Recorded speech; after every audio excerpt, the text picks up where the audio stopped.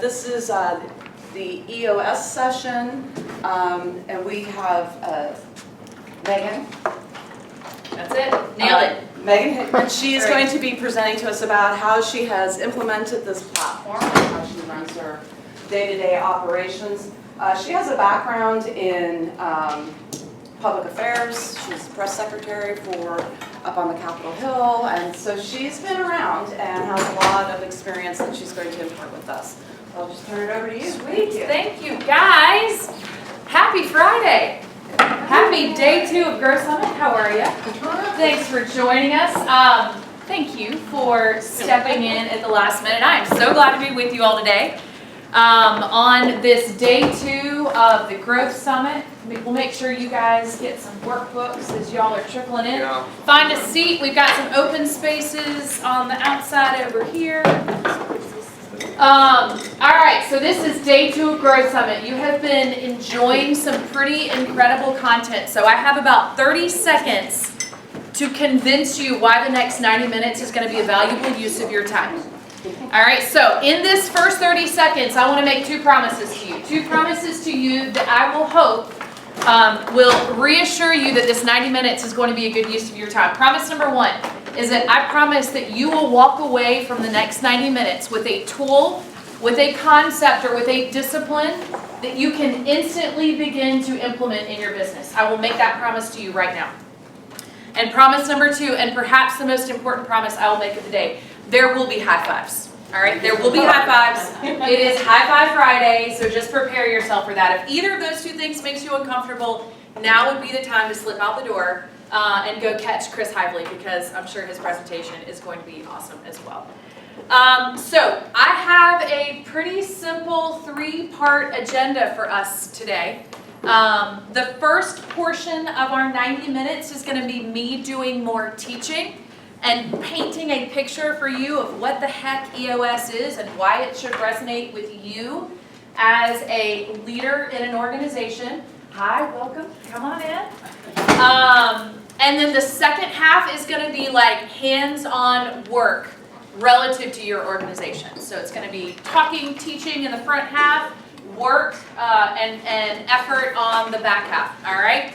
And here is our simple 3-part agenda. We're going to start with getting real. And this is about getting real with the role you are playing or the problem you are becoming inside your business, right? Just getting real about what's happening in your organization right now. And then we're going to keep it simple. If you are looking for the latest and greatest in breaking business thought leadership, I am not smart enough for that, so this is probably not the best place. However, if you are looking for super simple practical tools that you can implement in your business, that I can do. All right, so we're going to keep it super simple today. And then finally, you're going to get results.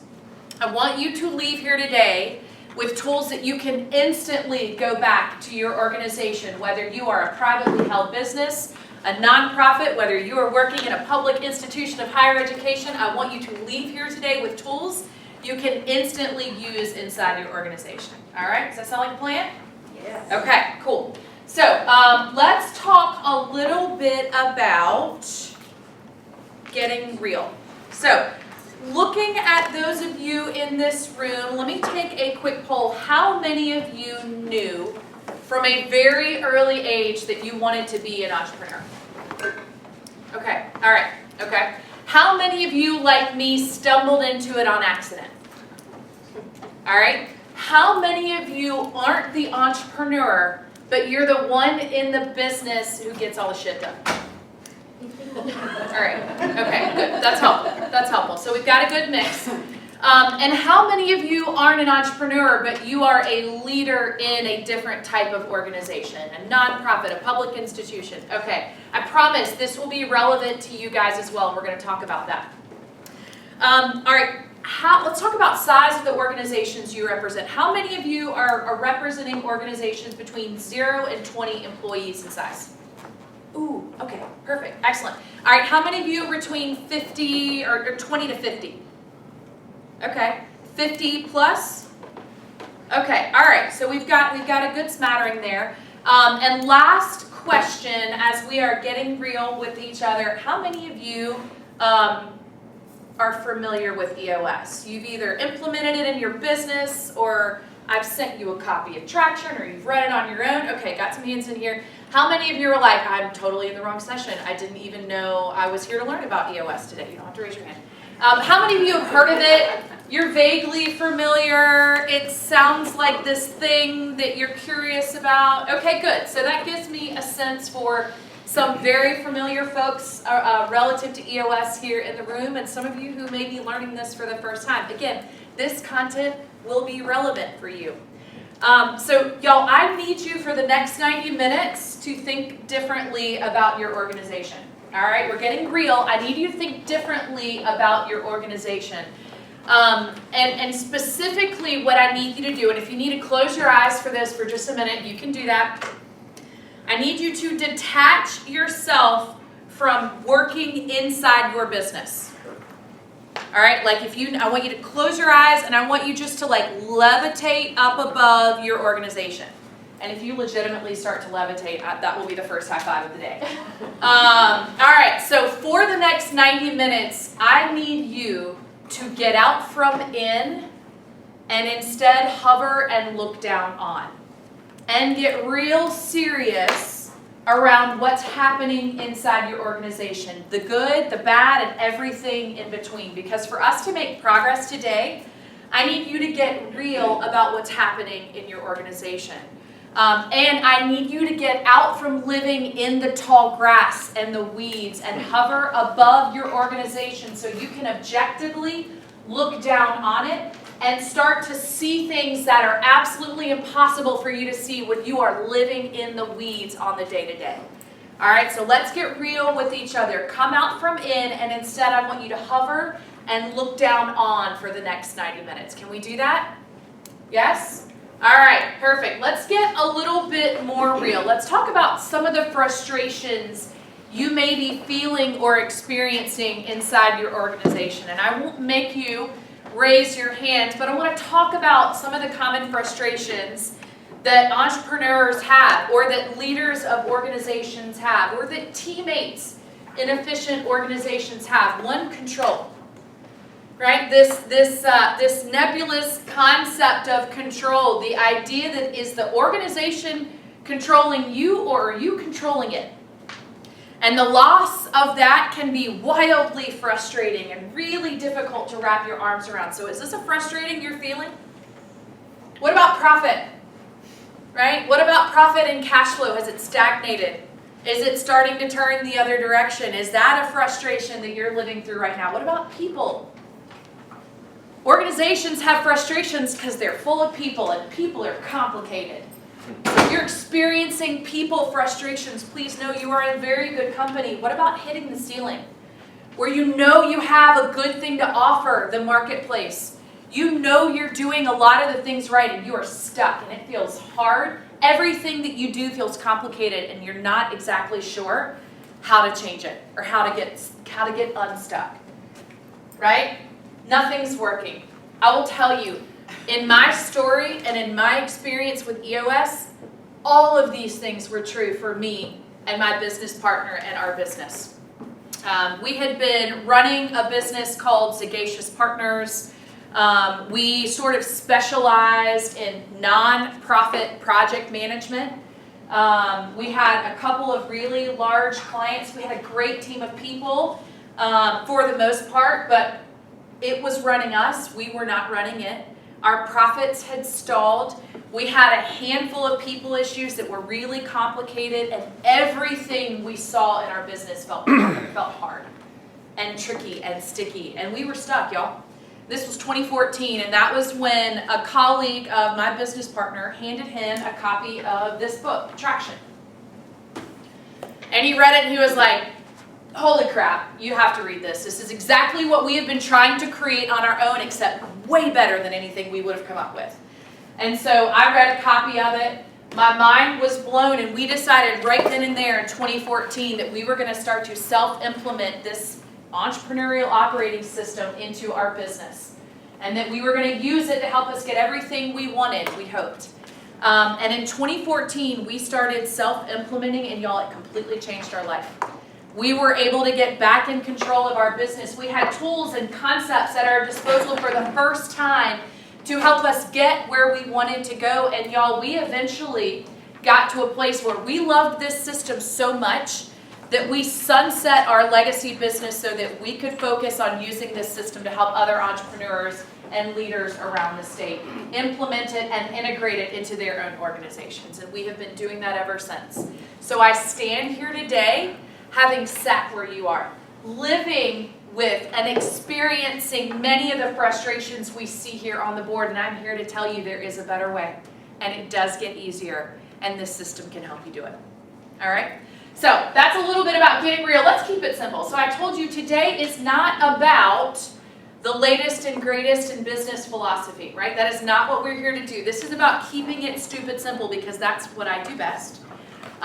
When we talk about what EOS is, the Entrepreneurial Operating System, y'all, this is a comprehensive, soup to nuts, complete system made up of super simple, practical tools that helps leaders like you get everything you want out of your business.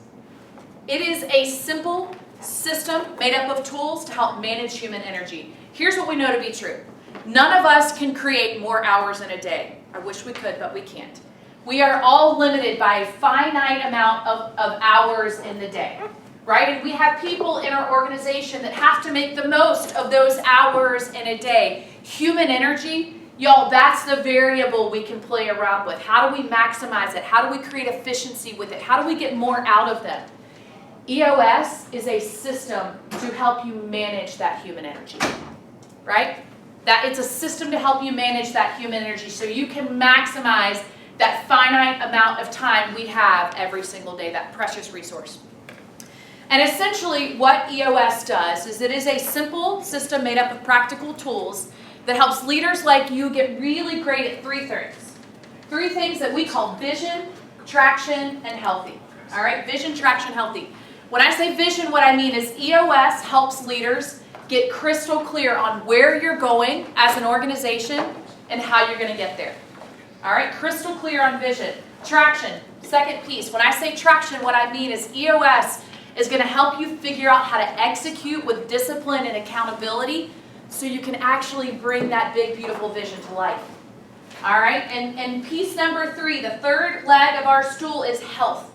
This is all about creating a cohesive, functional, healthy team that's rowing in the same direction so you can actually enjoy the journey along the way.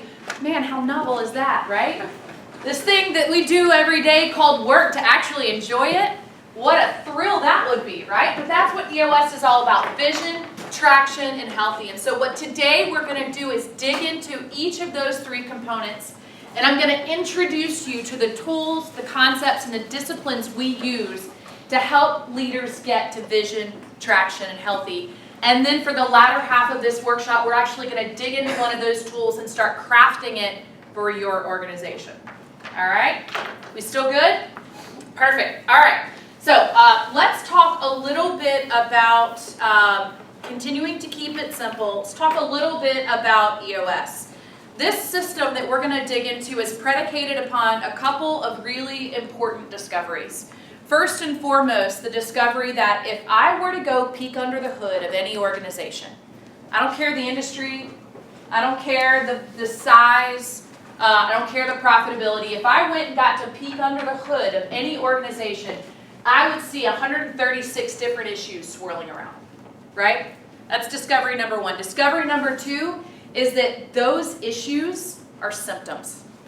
They're symptoms of roots in that business that aren't working the way they should be, right? Root causes of that business that aren't working well. And discovery number three is that if we can go in and strengthen those root causes of all the symptoms you see swirling around, we can either make them go away forever, or we can help them stand out so clearly that you can't not address them.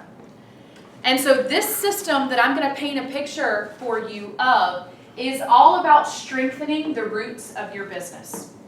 All right? And in doing so, helping to wipe away all those symptoms that are swirling around, or helping them stand out so clearly that you can't help but address them as a leader. So let's talk about the 6 key roots or components of your organization that we focus on with EOS. All right? If you have a workbook in front of you, now would be the time to crack that open. We're looking at the big orange ball of fun. As a former Gamecock, I too take issue with the color code in here. They didn't consult me when they rebranded. I'm very sorry about that. I'm slowly trying to embrace orange, and I'm still not quite there. But the big orange ball of fun. Y'all, by the way, this workbook is yours. Write all over it, mark it up, take your notes. We're going to be working through tools in it. If you're one of those people that gets really nervous about messing something up, we have extra clean copies for you.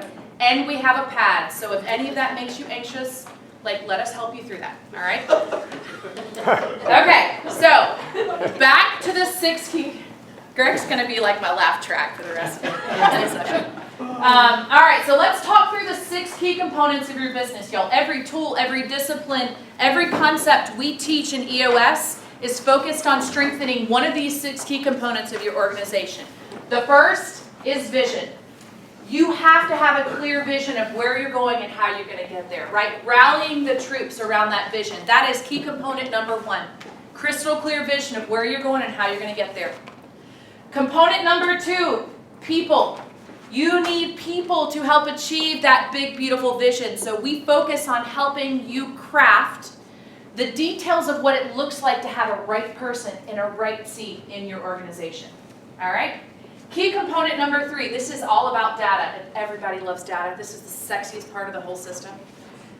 Because this is about helping give you the data you need to make objective-driven decisions inside your organization. Removing subjectivity everywhere you can, driving objective decision-making. Here's what we know to be true. When you are crystal clear on where you're going, when you have great people to help achieve it, and when you are regularly inspecting data, y'all, there is nowhere left for issues to hide. So that is the 4th key component that we focus on, issues.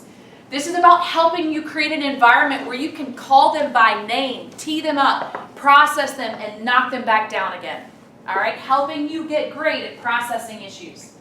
Then we move into process. This is the second sexiest part of the system because everybody loves process, right? This is about helping you figure out what you do most often inside your organization and systemizing it so it's repeatable and consistent and you're able to train and scale quickly. All right? Process. That's the 5th key component we focus on in EOS. And the 6th and final component we focus on is traction. This is about helping you execute with discipline and accountability inside your organization so you can bring that vision to life because, friends, vision without traction is hallucination. It's just beautiful words on a page. If we don't have the ability to execute on that and to actually bring it to life, the world is missing your genius. So this is about figuring out how we leverage discipline and accountability so you can bring that vision to life. All right, so those are the 6 roots of your organization that every tool, every discipline, every conversation, every concept in EOS is focused on strengthening. So now that I've given you that big holistic picture, I want to dig into each of those 6 key components and actually teach you the tools that we use to strengthen them. All right, does that sound like a plan? Yeah? All right, let's start first with vision. So when we're talking about strengthening the vision component, you guys can turn the page. When we talk about strengthening the vision component, this is about making sure that you, your leadership team, and eventually everyone else in the organization is crystal clear on where you're going and how you're going to get there. And the tool that we use to get there is the tool that we call the 8 questions, or the Vision Traction Organizer. The Vision Traction Organizer that you're looking at your workbook, this is where we house our answers to 8 key questions that we're going to go over here in just a minute. And those 8 key questions, you'll see them in gray in your workbook, orange on the screen. They are as follows. Number 1, what are your core values? What are your organizational core values? These are your non-negotiables. These are the tools that you're going to use to hire, fire, reward, and hold people accountable in your organization. And y'all, when I call these non-negotiable, that is not a throwaway word. For them to work and come to life, they must legitimately be non-negotiable. This is how you define who you are as an organization. All right, core values. Number 2, core focus. This is why you exist. You will hear it called mission statement, vision statement. Jim Collins calls it the hedgehog statement. This is called the core focus in EOS because we believe it comes from the core of who you are. And this is about articulating why you exist in the first place and what it is that you do best as an organization. That's your core focus. All right? Then we move into question number 3. What is your core target or your 10-year target? This is your big, hairy, audacious goal for the future. Cast that bad boy out into the world and let's see how we can work ourselves toward it. All right? Then we move into question number 4. This is about your marketing strategy. What is your marketing strategy? And let me be clear, this is not a full-throated marketing plan. That comes later. This is about clarifying for everyone in your organization who your most important ideal audience is, how you are unique to that audience, what your life cycle of experience looks like with that audience, and whether or not you have a guarantee to them. This is about making sure everyone in your organization knows who your ideal is and why you're different to them. All right? That's the 4th question here. The 5th question here is 3-year picture. Let me go back. 3-year picture. What does your organization look like in the next 3 years? Then we move into the traction side. This is where we take your big, beautiful vision and we turn it into executable plans to get traction. Starting first with your 1-year plan. This is about clarifying what success looks like in your organization in the next 12 months. And when we're clear on that 3-year picture, we're able to ask ourselves, all right, self, now that I know where I want to be in 3 years, what do I have to do in the next 12 months to stay on track for that? And the 1-year plan is where we capture that thinking. Then we move into question number 7, which is what are your rocks or your quarterly priorities? Because here's the thing, if everything is important, then nothing is. So this is about defining what's most important for your company, your organization, and for each member in it for the next 90 days. Taking that 1-year plan, breaking it into 90-day chunks. And then 8th and final question we answer in the Vision Traction Organizer is what are all your issues? And we define issues really liberally in EOS. When I say issues, these are ideas. These are opportunities. These are future nuggets that you want to explore. These are problems to be solved, right? These are all those things that entrepreneurs tend to get distracted by that need a place to live until the time is right for you to deal with it. So that's how we use our issues list. You park them there until it's the right time to address it. So those are the 8 key questions, y'all. We're coming back to the Vision Traction Organizer. This is where we're actually going to be digging in the latter half of this workshop, so a lot more to come here. But just a quick introduction to the 8 key questions that help us craft your vision. And y'all, how many of you have been a part of an organization that went through a strategic planning process every 3 to 5 years? Yeah? Okay. That's not what this is. Those processes had a place and time where they were relevant, and that's no longer the case in today's world.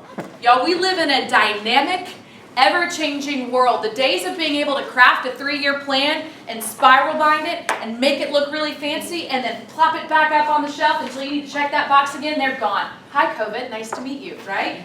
That torpedoed every 3 to 5 year plan that existed. This is a nimble strategic planning tool. It is simple. It is 2 pages.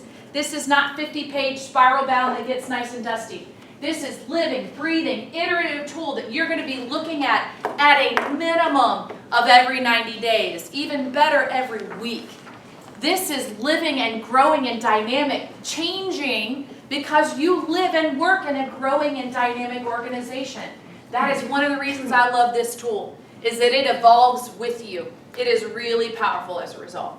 So those are the 8 key questions. We're going to come back to those here in just a minute. The way we get you to 100% strong with vision, right? We're strengthening those roots of your organization, starting with vision, is we answer those 8 key questions together, and then we ensure they're shared with everybody in your organization.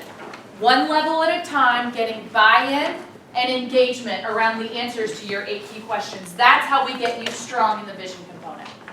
All right? Let's move into people. That is the second key component that we focus on.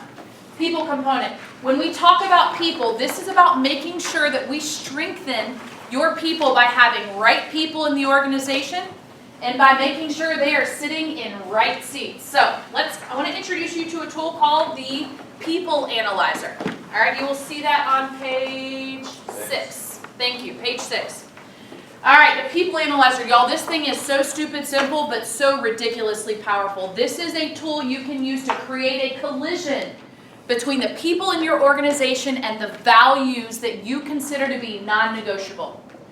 This is the tool that you can use to determine where do you have people issues that are lingering or hiding in your organization. Because y'all, when you have them, you got to dig them out. You got to deal with them. You got to have the hard conversation. So in order to paint a picture of this, I want to show you how we put the core values across the top. And these are the EOS core values. So these are my non-negotiables. And then for those of you that are Ted Lasso fans, I want to introduce you to 3 friends, Danny, Jamie, and Roy.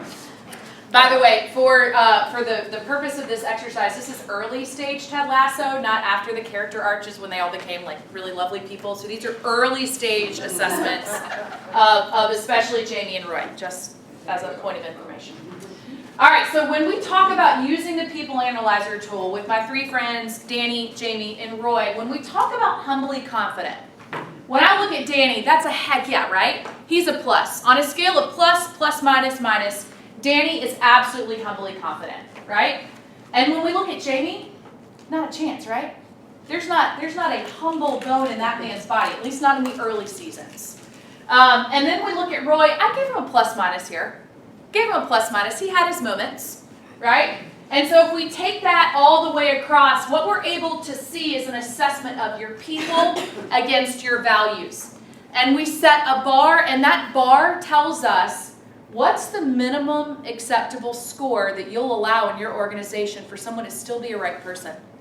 If somebody meets or exceeds that bar, they're good. If somebody's below that bar, y'all, it's time to have a coach them up conversation. And if they're consistently below that bar, it's time to coach them out. All right, so in this case, our bar, you will see, allows for 2 plus minuses. And so we've got 2 hard conversations that we need to have here with Jamie and with Roy. All right, got 2 people issues. That's what it looks like to assess right people in your organization. It's taking your values, assessing how people are living them on a plus, plus, minus, minus scale. Plus meaning almost always. Plus minus meaning sometimes, minus meaning almost never, and using that to identify where you need to dig in and have some coaching conversations. Now let's talk about right seats. We got to have right people that reflect your values, but they need to be sitting in a right seat on your bus. And to do this, we start with this little piece of sage wisdom. You build your structure focused on the business and structure needs first, people second. All right, and we do that using a tool called the accountability chart. Everybody see the accountability chart? I believe it's on page 7. Excellent. All right, so let me introduce you to the accountability chart. What we're looking at here is the simplest, purest version of a leadership team on an accountability chart. Structure first, people second. This is about building out the structure that your organization needs to get where you're going in the next 6 to 12 months. This is not an org chart. It replaces your org chart. This is like if a job description and an org chart had a baby, it would produce the accountability chart. This is about clarifying through a tool called the accountability chart who does what inside the organization, so everyone is crystal clear on what they own and how they work with others inside the organization. This is about creating clarity, y'all. That's what this tool is so powerful in doing. Creating clarity. So when we look at an accountability chart, a pure version of a leadership team looks something like these 5 seats. Primary driving functions of the organization would include marketing and sales, operations, and finance. You got to have a front of house, a back of house, and then you got to deliver on your promise to your customer. And then we've got a 4th key seat called the integrator. You must have an integrator. The integrator is there to ensure that the primary driving functions of your business are running like a well-oiled machine. They're there to be the conductor of the organization, to be the glue that holds it together. If you don't have an integrator, you need one. And then we've got the fifth and final seat on a leadership team in an accountability chart. This is the visionary. And y'all, my visionaries are my big future thinkers. They love exploring new opportunities. They love being out in the marketplace and saying, what about this and what about that? And we could go here and we could go there. And if you have a great visionary in an organization that doesn't have an integrator, what can happen? Chaos. Yes, chaos. They will rock the hell out of your boat. So we need to give those visionaries an integrator that can become their filtering mechanism, that can become their governor, that can be their translator and their filtering mechanism, so that they're not rocking the boat, but so that those gems and nuggets of gold that they came up with get properly translated and integrated into the organization. So visionary, integrator, two very different skill sets. Generally speaking, two different people in your organization. These are the 5 simplest leadership team seats on an accountability chart. Eventually, well, let me walk you through a quick seat diagram. The way we build this is with functions first. What are the these are not titles, by the way. Y'all, titles are external marketing tools. Can we all just agree on that? They don't mean a daggum thing most of the time. They are fancy external marketing tools. This is about naming the function. What is the primary purpose of that seat? Is it marketing? Is it sales? Is it finance? Is it operations? Keep it simple. Name the function. Then name the 5 primary roles and responsibilities associated with that function. And then and only then, if after we have gotten clear on the seat functions, roles, and responsibilities, are we putting a butt in that seat. And we are putting a butt in a seat by asking 3 questions. Do they get it? Do they get it? Do they instinctively get what's required of that seat? Do they get it? Number 2, do they want it? Are they excited about doing this job? Do they want to wake up every day and do this work? And number 3, do they have the capacity to do it? Do they have the tools in their tool belt to actually be successful in this seat? So going back to my friends, Danny, Roy, and Jamie, talk about the striker seat on the soccer field. Right? The striker seat, we're trying to figure out who is a GWC right fit for this seat. So if the striker roles and responsibilities are to win breakaways, set plays, assists, score goals, peel off defenders, minimize turnovers, let's take a look at Danny, Jamie, and Roy and assess their GWC. So look at this witchcraft. Remember the people analyzer tool where we put the values first? Now we're putting the GWC questions. Now we've taken that simple tool and we've been able to diagnose right people and right seats all in one tool. So we add the GWC right across the top. We add our names down the side. And now we ask yes or no questions. So when you think about Danny, does he get the striker seat? Does he get it? Yeah. Heck yeah, he gets it. Does he want it? Yeah. Football is life. Of course he wants it, right? And does he have the capacity? Absolutely, he's got the capacity. He's got all the tools in his tool belt to do it. What about Jamie? Does he get it? Absolutely. Instinctively, he gets that seat. Does he want it? This is the early season when he went on the reality show. Yeah. No, he didn't want it. He wanted to get distracted by other things. He didn't want it anymore. But yes, he had the capacity. And then my boy Roy. Yes, he got it. Instinctively, he knew what that seat required. Yes, he desperately wanted it. But no, he didn't have the physical capacity anymore to do it. So, this is how we use this tool to identify right people sitting in right seats in our organization. When we use this tool, across the accountability chart, there are 2 kinds of issues that we will encounter. One, we have a right person in a wrong seat. That's what happened with Roy, right? He was a right person, he was sitting in a wrong seat. When this happens, you have the opportunity to find another seat for that person inside the organization. See if you can find another seat. There's also an issue when you've got a wrong person in a right seat. This is somebody who doesn't reflect your values, but they may be crushing their seat.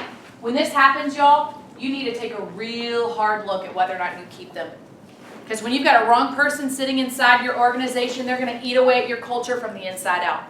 And it's time to make a real hard decision about what to do. So, the People Analyzer tool is a tool you can use to help you diagnose your people issues and then take action to do something about it. Ultimately, when you are at 100% strong in people, you have 100% of your people that reflect your core values.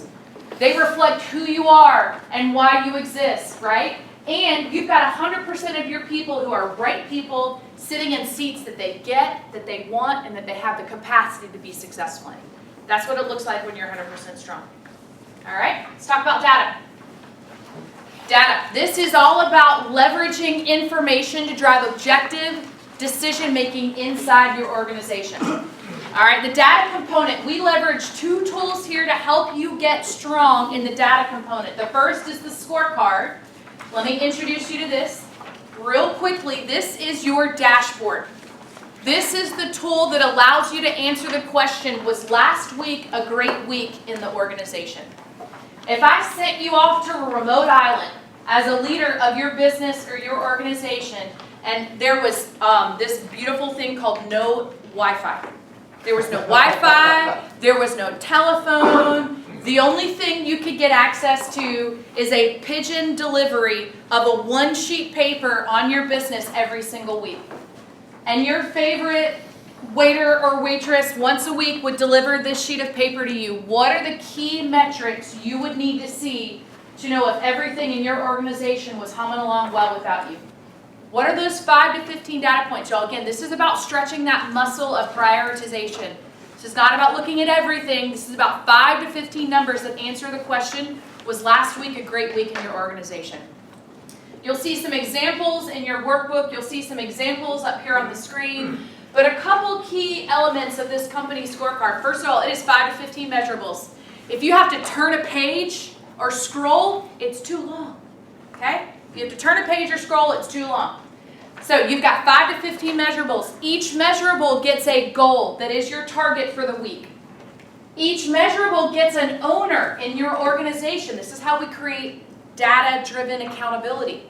And every week, we're entering actuals and comparing them against the goal. And if your weekly entry matches or exceeds your goal, you're on track. If it doesn't, you're off track and it's time to dig in. These are tripwire numbers, y'all. Tripwire numbers. These are the kind of numbers that when they get tripped, you're like, ooh, something's wrong. I need to dig in.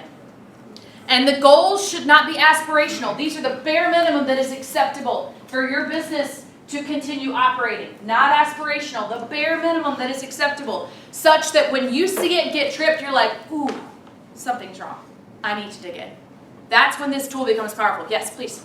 Megan, can you speak to, these are all tangibles and measurables. Yes. Speak to observables and tangibles. Great question. So this is where I like to encourage teams to expand their aperture beyond numbers.